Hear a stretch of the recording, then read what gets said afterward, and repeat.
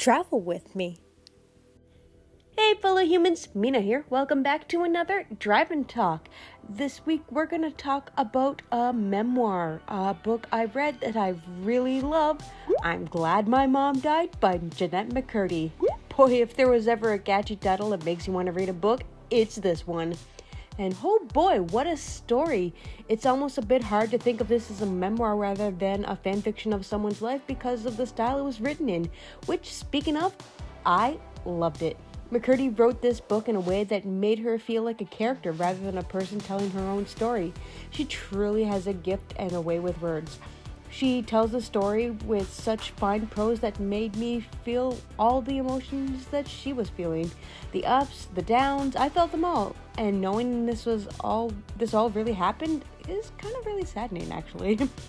This is one of the reasons I never want to be famous. I mean, I'd love my work to be famous, but for myself, I don't want the limelight. As McCurdy notes, not only is it not easy, but it can be terrible for one's mental health. I also hope this book serves as a message to parents. Please don't try to live your life through your kids. It's their life, not yours. Let them become their own person. As a side note, I hope McCurdy continues to write. She's very good at it. But if she does, I hope she does so because it's what she wants and not what an agent wants. After reading this book, I think she may know herself a little better. Time will tell if she'll write more books. I just hope she's happy with whatever she plans on doing with her life.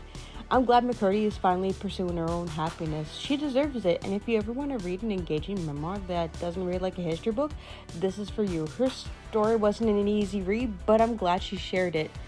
So yeah, this book, I only recently got into reading memoirs, and the title alone of this book is enough to grab any reader, honestly, and I'm really glad I read it.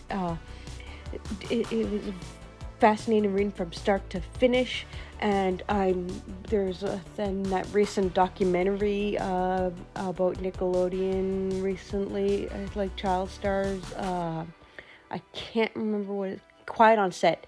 I haven't seen it, but I believe she must be part of this, or she was like part of this in theory, but I don't know if she's in a documentary or not. But yeah, it's crazy to think that this actually happened, and I really do applaud the fact that she not only wrote a memoir, but wrote it in such a storytelling way.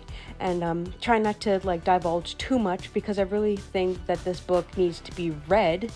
And so this is kind of a spoiler-free gush review because this was really a good book. Like I said, there's some hard parts to read, and if I were to read a book with the same subject matter, like a fiction book, it probably wouldn't bother me as much. But knowing that all of the events of this book did happen, it made this book hard to read, but I think it's an important read.